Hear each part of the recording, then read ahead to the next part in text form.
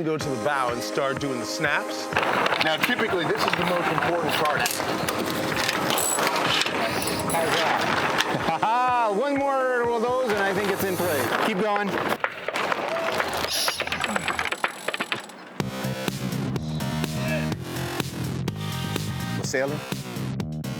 Sailing was not even in the cards. I came from power boats and thought sailing was just too slow for me.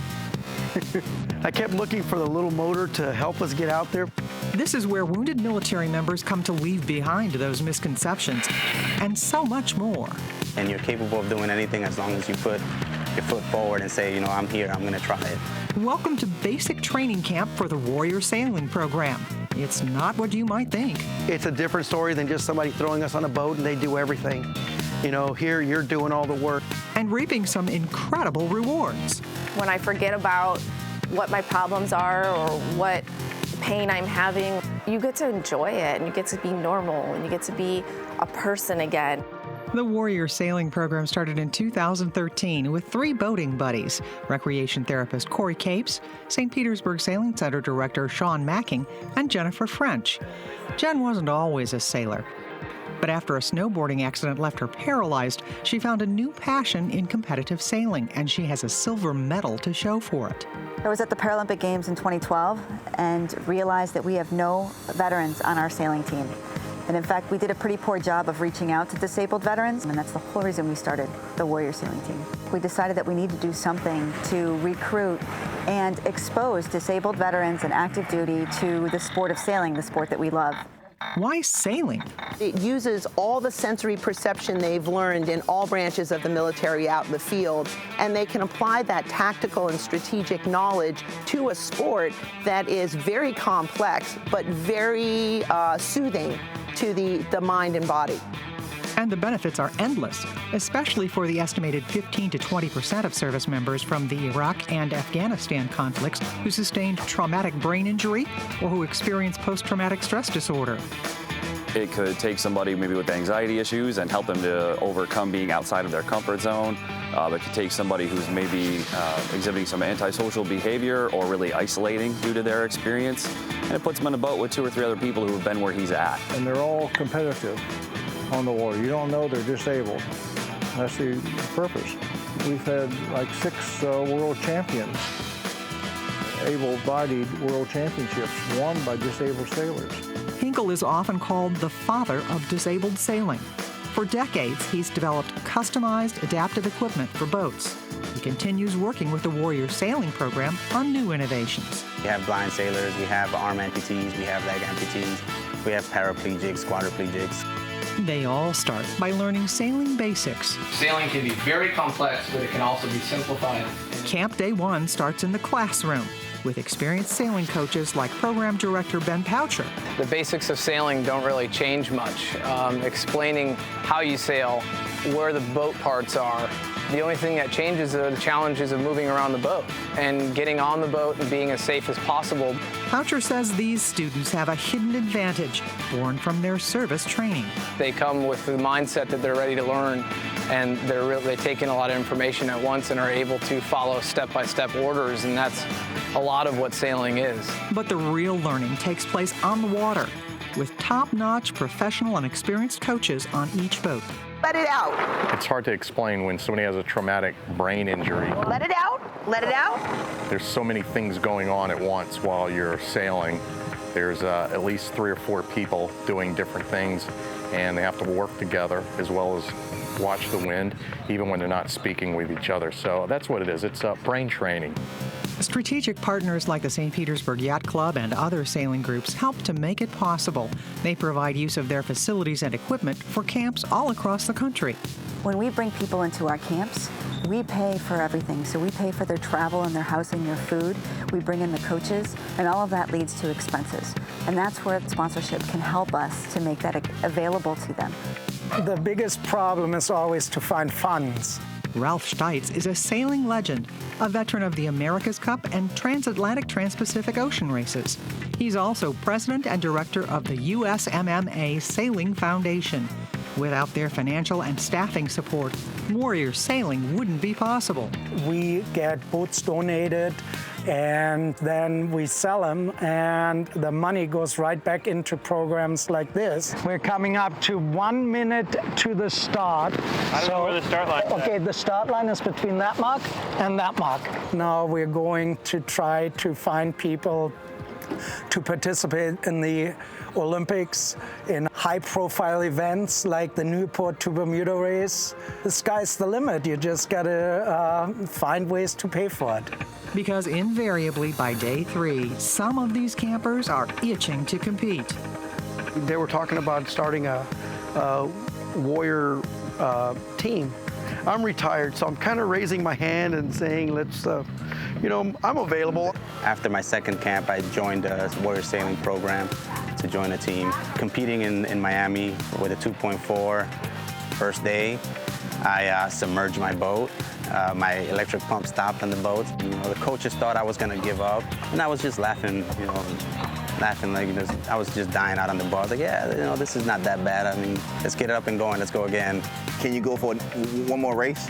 And I was thinking I'd probably do 2 or 3 more races. It's like experiencing something for the first time, like when you were a kid. Definitely put fun back in my life. The military has been a huge part for all of us as Americans, and to be able to give back, it's a pretty big thing. It's programs like these that make a difference in people's lives. If you want to learn more about the Warrior Sailing Program, as a participant, a Strategic Sailing Center partner, a corporate sponsor, or an individual supporter, visit us at warriorsailing.org.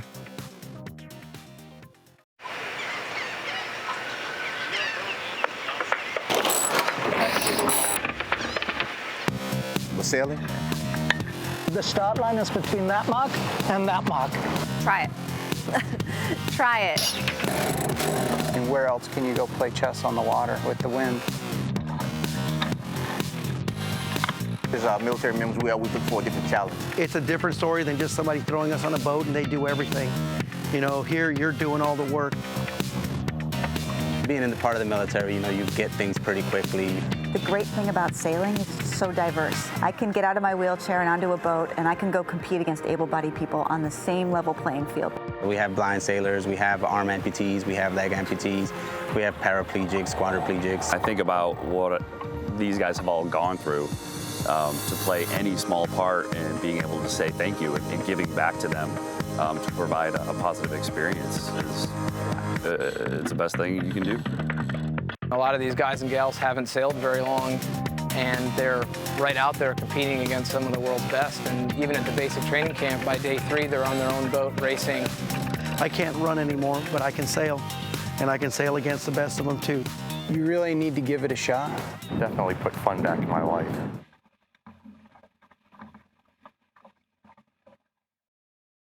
Hi, I'm Resi, the therapy dog. I've heard that you're moving to a new hospital. Cool, right? Great. It'll be fun. In the new hospital, you will move into a room with a flat screen TV. An individual room that you can call your own while you are a patient here, along with my family like my mom and dad, big sister Boo, Grammy, and Grandpa. We are going to be moving on Saturday, January 9th. Let me tell you about the things you need to know to get ready for the move. First, you will need to pack your room. You need to be packed and ready by Friday evening. Patients can only carry one. Yeah, that's right, only one bag with them. So this is your chance to clean up and send some things home. Don't worry, your parents can bring things back to your new room after we move. Saturday morning, you should wake up and make sure you eat your breakfast. You call room service, just like always. Brush your teeth, wash your face, and be ready by 9 a.m. You will move sometime between 9 o'clock in the morning and 2 o'clock in the afternoon. So some of you will go early and some of you will need to wait. In the morning, some people that work at the hospital will be coming in your room to get you ready to go. These people may be different than your nurse, but they are all people who work for All Children's Hospital and know exactly how to take care of you. You will need to know there will be a lot going on around you, but your nurse will be there to take care of you just like always. When you're told it's time to move, one of your parents can go with you. I bet you're wondering how you're going to get there. The hospital moving team will work with your nurse to decide what is the best and safest way to get you to the new hospital. You will either ride on a stretcher or in a bed or in a wheelchair or a wagon. Let's take a ride in my wheelchair and I'll show you just how it's going to go. My nurse said it's time for me to go. Mom will be walking with you. Dad will meet us at the new hospital in your new room, and Grandma can visit later in the day. Make sure you have the bag you packed. Someone will help you to remember. First, we will take a ride on the elevator to the basement. This is the floor where the cafeteria is, but today we're going a different way. We are going to go through the indoor walkway that connects us to Bayfront Hospital. Bayfront Hospital is a grown-up hospital that is between where you are now and our new hospital. They are letting us borrow their elevators for the move. Be ready to say goodbye to the old All Children's Hospital building. While you are going through the walkway, look for signs on the walls directing you to the new hospital. You will take an elevator up to the second floor in Bayfront Hospital and then continue down a new walkway that will look out over the street. You will be able to see cars, trees, and even the new hospital through the windows. When you are on this walkway, you know you are really close. This whole ride to the new hospital should take you less time than it takes you to eat your lunch. You'll know when you are in the new hospital when you see the big "Welcome to the new All Children's Hospital" sign. From here, you will ride the elevators to your new room. When you're in your new room, Dad can join you. Your room will be an individual room. That means that it's just for you and your family. You will meet your nurse that will be taking care of you in the new hospital. If you're hungry, go ahead and order room service. The new cafeteria will be open for your family also. In your new room, when you turn on your TV, you will see a new program called Get Well Network. Take a look and see all the neat things you can do on it. If your nurse says you are able to go out of your room, ask if you can go take a look at the new playrooms. Get comfortable in your new room. Check out all the new stuff. Late in the afternoon, after all the kids have moved, the rest of your family and other visitors can come by to see you. If you have any questions, ask your nurse or someone that works at the hospital. Enjoy your new room! And sleep well at the new All Children's Hospital. Remember, we're moving Saturday, January 9th. Pack your room by Friday night. Get up and be ready to go Saturday at 9 a.m. One of your parents will go with you. Family and other visitors can come see you in your new room late in the afternoon. If you have any questions, ask your nurse or someone who works at the hospital.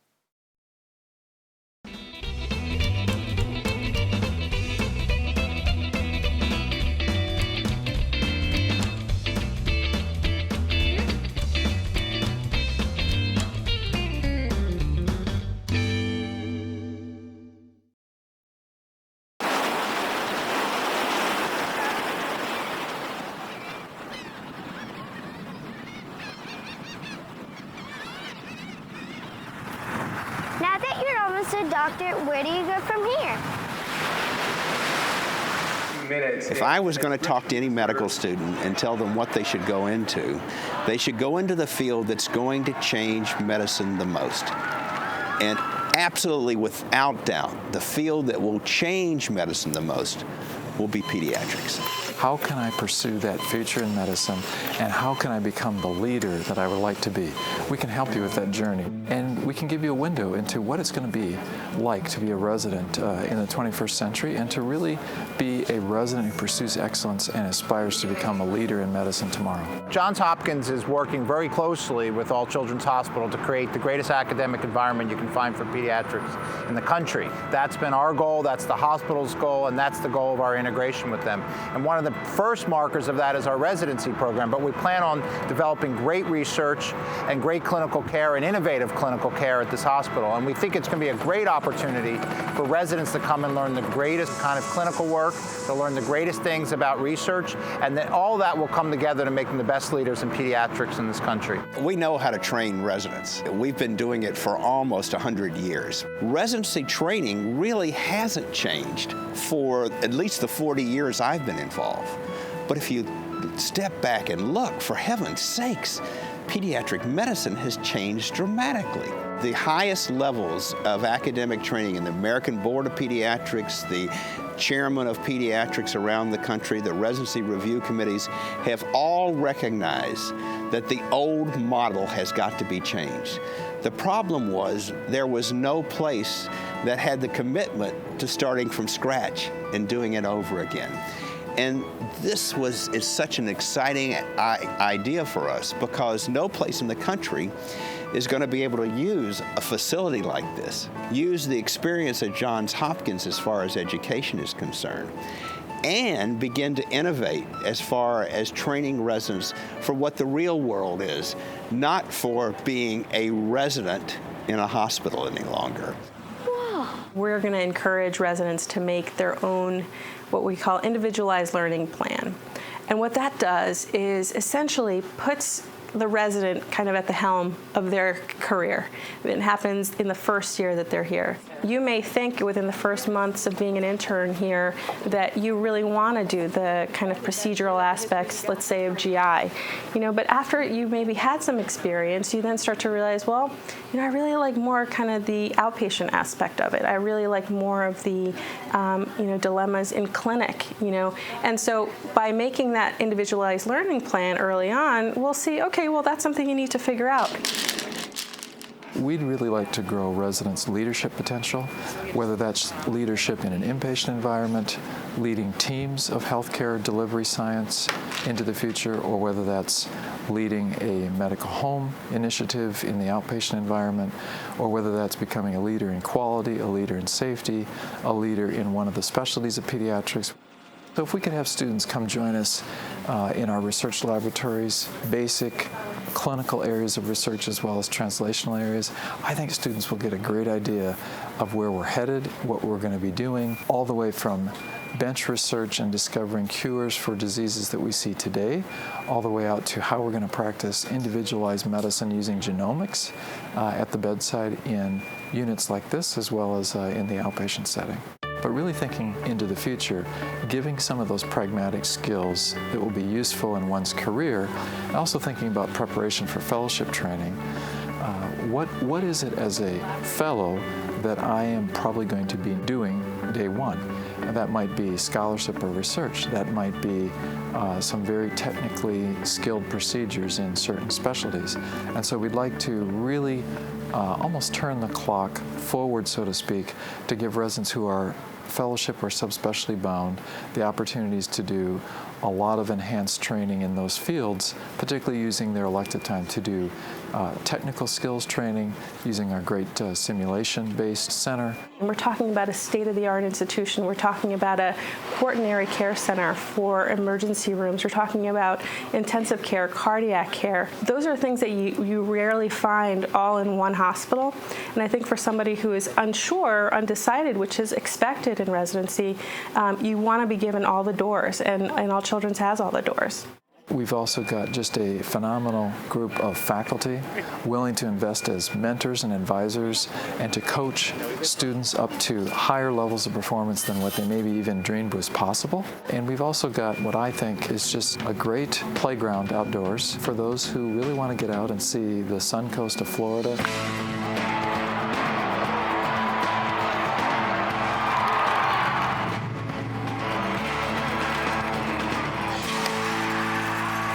Physicians and physicians in training in particular traditionally have worked a lot of hours and have a lot of passion while they do it, but it's also important to have balance. I like to run. Fort DeSoto, for instance, one of the world's highest rated, if not the highest rated beach. Great place to come for some moments of solitude, reflection.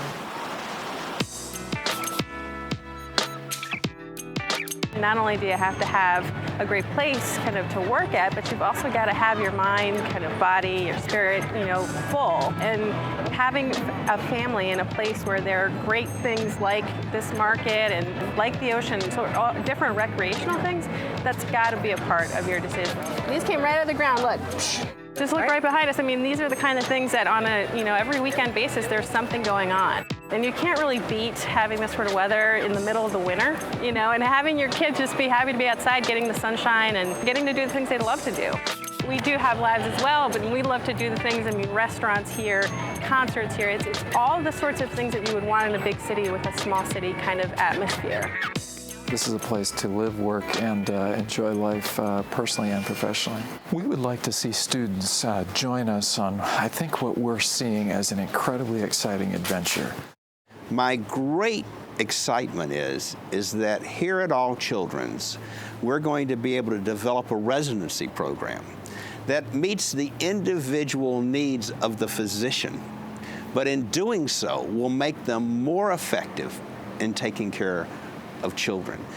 And so my desire, and frankly, I'll bet on it, is that 10, 20 years from now, people will look back at the new Hopkins residency program at All Children's and will say, that's where it started. That's when we began to train residents in the new medicine, the medicine that treats individuals, that trains individuals, and moves away from the 20th century into the 21st century.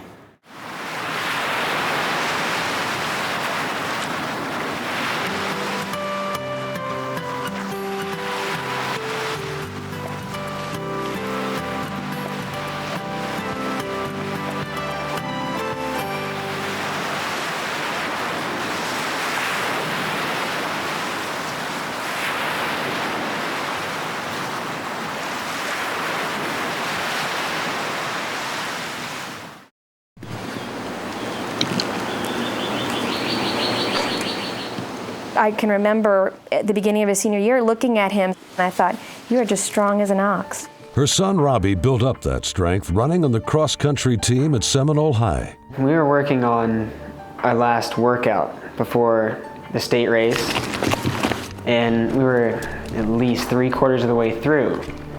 And I had started to drop back because I recognized that I had this really bad headache. Bad enough to make him sit down next to the sidewalk. And I decided, okay, I'm just gonna go home. It's only a couple 100 yards away. I'm gonna get some Tylenol, maybe that'll help. I got up and I recognized my balance was way off. Well, grabbed a hold of the fence, sat back down and laid down. Then luckily, a woman pulled up in her van and said, do you want me to call 911? When he first got to our ICU, he was herniating. So there was so much pressure in his brain that the brainstem, which controls a lot of the respiration, breathing, things that we don't have to worry about, was getting compressed. About 20 people descended upon him and just working as a team made a huge difference. Dr. Smith was able to get an arterial line, a central line.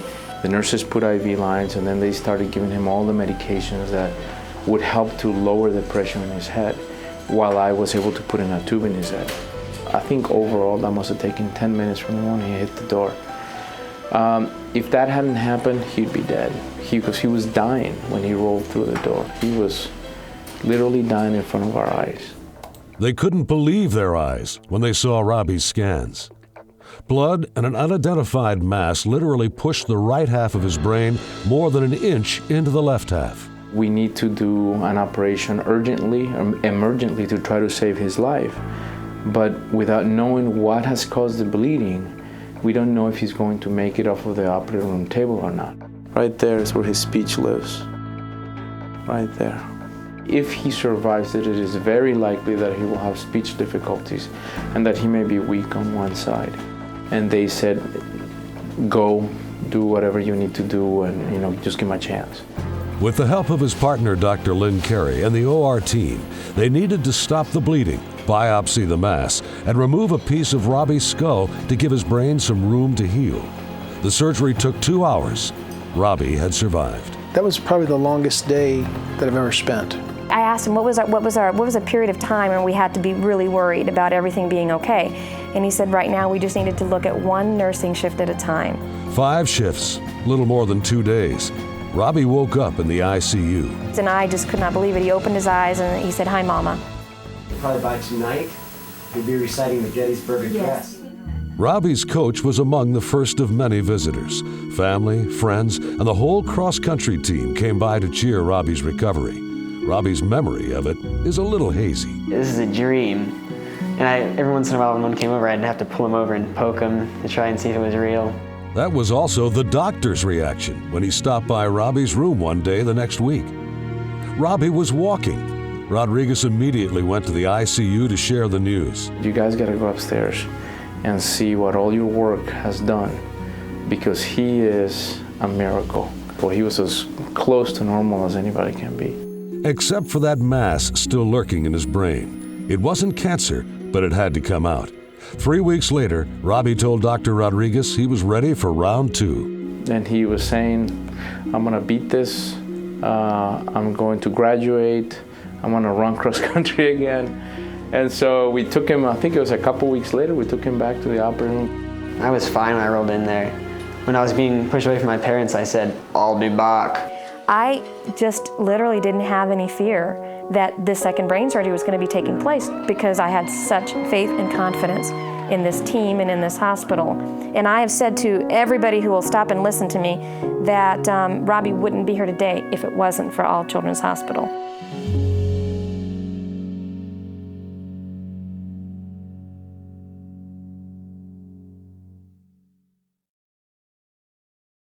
We're ready, George! Scrub-a-dub-dub, our hands are clean as can be, because we follow the suggestions of the CDC. We don't care if you're a doctor, a parent, or nurse. If you got patient contact, you wash your hands first. Holy guacamole, you've been playing with worms. Oh, just because your hands are clean don't mean you ain't got germs. Even the cleanest of mitts get passed on by some flu. Mercy, even mercy, yeah, so pneumonia too. Like a little raccoon, I always keep my hands clean, on the tops and the bottoms and the spaces in between. Get a squirt, put the hurt on the germs and the dirt. But what if I forget? I'll call a dirt squirt alert. Scrub-a-dub-dub, our hands are clean as can be, because we follow the suggestions of the CDC. We don't care if you're a doctor, a parent, or nurse. If you got patient contact, you wash your hands first. Follow the directions and give your hands a squirt. Make it bleed at step 1 to stop the germs and the dirt. And then you rub your hands together and then rub them on the top. Your hands are grubby, so you rub it and you scrubby non-stop. And in between your fingers and your fingernails, because underneath could be as rooty as a booty of a pig. Good sure to keep on scrubbing for a count of 15. You rub until you're dry, and then that means that they're clean. Scrub-a-dub-dub, our hands are clean as can be, because we follow the suggestions of the CDC. We don't care if you're a doctor, a parent, or nurse. If you got patient contact, you wash your hands first. It's everybody's duty, everybody understands. Hey, it's not considered rude to ask. I'm scared to wash your hands, 'cause everybody has germs, so don't you show contempt. Say thanks and get the scrubbing, 'cause no one is exempt. Scrub-a-dub-dub, our hands are clean as can be, because we follow the suggestions of the CDC. We don't care if you're a doctor, a parent, or nurse. If you got patient contact, you wash your hands first. Scrub-a-dub-dub, our hands are clean as can be. Scrub-a-dub-dub. Here's how, step by step. Get your hands good and wet. Make sure you have enough soap to cover your hands with suds. Rub your palms together to get them nice and sudsy. Wash the top of your left hand with your right palm. Be sure to get between the fingers. Now wash the top of your right hand with your left hand. Put your palms together and wash more between your fingers. Pull your fingertips together. Bend your fingers and hook them together so that your palms could scrub on your fingernails. Make little circles with your fingernails in the palm and each hand. Rinse off all the soap. Dry with a paper towel. And use the towel to turn off the water. Scrub-a-dub-dub, our hands are clean as can be. Scrub-a-dub-dub.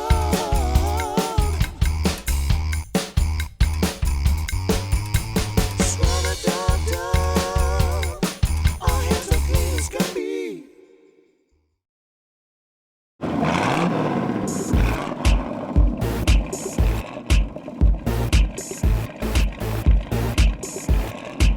We're bringing safety back. Keeping our children's safety goals on track. rap. So Jake goes certain we know all the facts. Bring it to the bedside. Get it straight. ID and simplify, communicate. Make sure I know you before I medicate. I wanna make sure you coagulate. Bring it to the bedside. Come here, child. Identify. Document time. Scrub those lines. Stop mistakes. Look at your space. We make it safe. Communicate. It's never too late. Get your safety on. Get your safety on. Get your safety on. Get your safety on. We're bringing safety back. So mothers, fathers see our shiny flag. Focus on problems and know how to act. These kids are worthless, knowing all the facts. Bring it to the bedside. Get it straight. ID and simplify, communicate.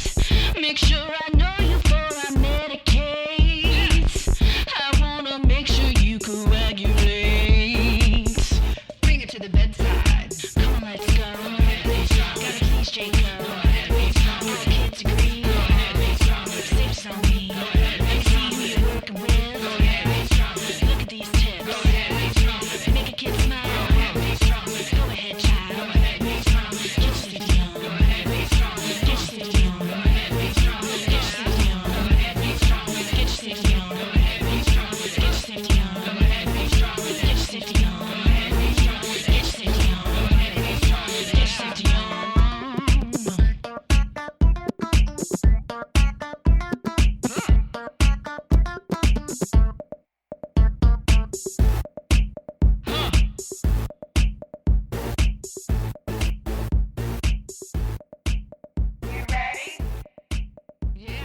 We're bringing safety back. We're bringing safety back. We're bringing safety back. Very good. Okay. Yeah. And here's a good one for you. Just You're doing this. all right. And then a Go ahead, get on with it. Go ahead, get on with it. that's the best one of all. Get your safety on. Get your safety on. Get your safety on.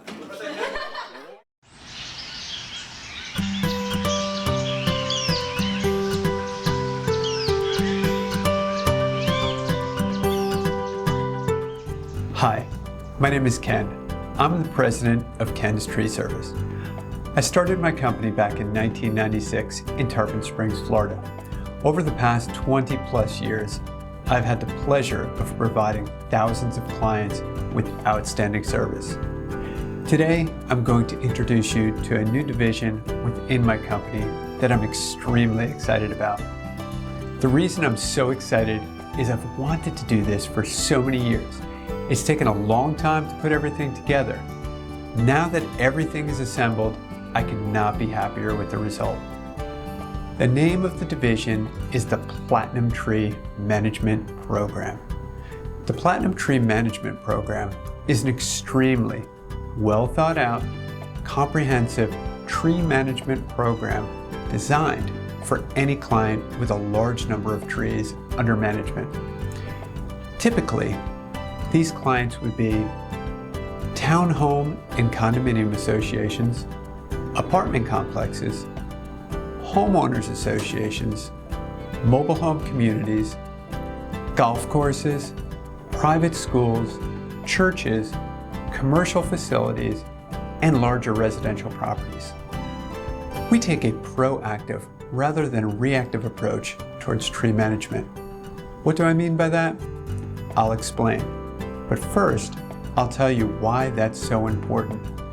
This is also my inspiration for creating this program.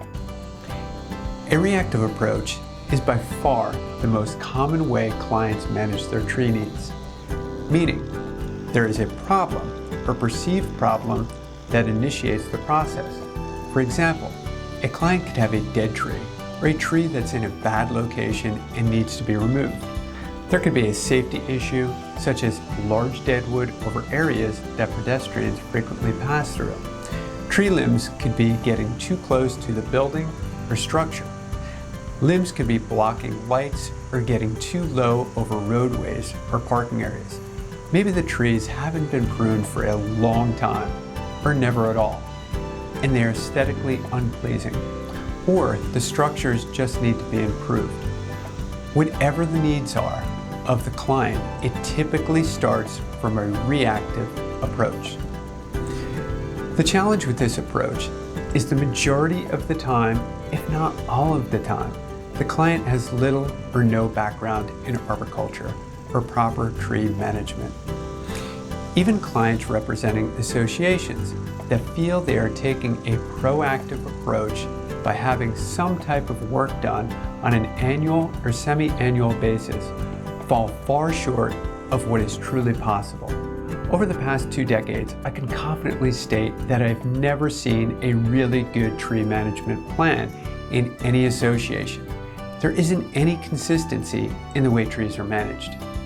This is why I developed the Platinum Tree Management Program. I believe it's the most advanced tree management program on the planet. I don't make that statement lightly. I make that statement because I believe it's true. I know the thought and passion that's gone into creating this program. Here are the philosophies and overview of the Platinum Tree Management Program. Our philosophy is always to create a win-win solution for everything we do. We do this by carefully matching our program with the right clients. The Platinum Tree Management Program is not for everyone. However, the clients it is right for will experience a level of service that would be very difficult for any other company to match. This is my promise. The first step is to do an evaluation. Our community forester will schedule an appointment to come out to your location. He will walk the property with a representative from your community. During this time, he'll ask questions to determine the goals of your community. He'll also give you an overview of the Platinum Tree Management Program and the many benefits it offers. If your community is a good match for our program, we move to step number 2. We will provide you a proposal for creating a customized 3-year management plan. Once you see the massive value of the Platinum Tree Management Program, we are confident you'll want our team to create a 3-year management plan for your community. Here's what the 3-year management plan consists of. All communities are different. However, the management plans we create always start the same. Before we can make any recommendations, we need to know what you have. The way we do that is by creating a complete GPS inventory of all the trees throughout the community. Our certified arborist community forester uses a customized cloud-based program specifically designed for urban forestry management to map every tree throughout the community. Pins are color-coded by tree species and over 30 more valuable pieces of data per tree, including at least 1 or more photos. This information is updated in real time, and you, the client or property manager, can log on to your phone or computer and view all of this information at any time. In fact, you can provide up to 10 people in your community the same read-only access you have. After the inventory is completed, our team takes the data and starts the detailed process of creating the 3-year management plan. We start with the community's goals. We add our decades of experience understanding what actually works. We combine that with International Society of Arboriculture standards. Now, we use all of the data from the inventory and formulate a customized 3-year management plan that is unique for your community. This process can take us a week or longer, depending on the number of trees we inventory. We present the plan to the decision makers. We fine-tune it based on budget and feedback. It is approved and finalized. This is your plan, and I promise you, you will be thoroughly satisfied with the final product. You can be completely confident that every dollar you spend on tree maintenance will have a logical purpose. You will have a highly systematic strategy that will maximize every dollar spent. Starting with this approach, your community will be light years ahead of what you've been used to doing previously. The next step is to provide you with a detailed 3-year service schedule. This is separate from the 3-year management plan I had just gone over. The 3-year service agreement is based on the 3-year management plan. The two are designed to integrate seamlessly. The difference between the two is this. Think of the 3-year management plan as the blueprint or design.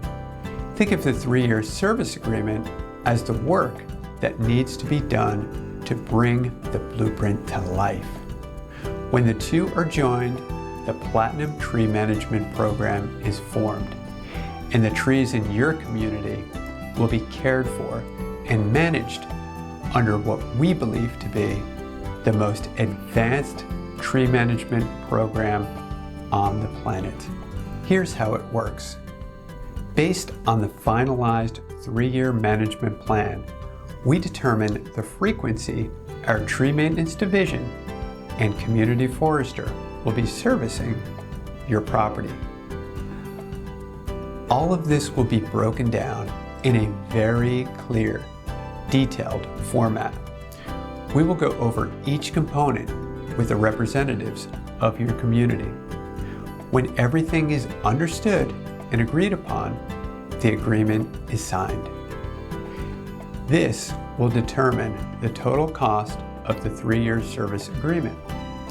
We break the cost down into 36 convenient monthly payments. The payments will be automatically deducted each month through ACH 30 days after the 3-year service agreement is signed. Making smaller monthly payments is relatively painless. It also takes the guesswork out of budgeting. You always know exactly what your tree budget is. Even if you haven't budgeted this amount, since you never need to pay a large amount of money at any one time, you can get started on the Platinum Tree Management Program and slowly make the necessary adjustments to fund the monthly payments. Once you become a Platinum Tree Management client, you enter into an exclusive club. You will have a dedicated account manager who is highly trained, friendly, professional, and able to answer any questions. A certified arborist, community forester that knows each of your trees personally and will be on your property throughout the year, monitoring the health and safety of your trees, as well as creating work orders, video documentation, and keeping all information up to date in our cloud-based inventory program. This also includes a permanent work order that details all of the work that was performed on each individual tree. And remember, you, the client, have read-only access to all of this information in real time. A highly trained tree maintenance crew led by an arborist. All of our crew members are hardworking, friendly, and knowledgeable. They go through extensive training to safely and efficiently operate our highly specialized equipment. I want to thank you for taking the time to watch this video in its entirety. My hope is that you were able to hear and feel the passion I have for this program. I truly get excited every time I talk about it. The next step is to discover if your community is a good match for our program. Simply complete the form below and our community forester will gladly evaluate your property at no charge.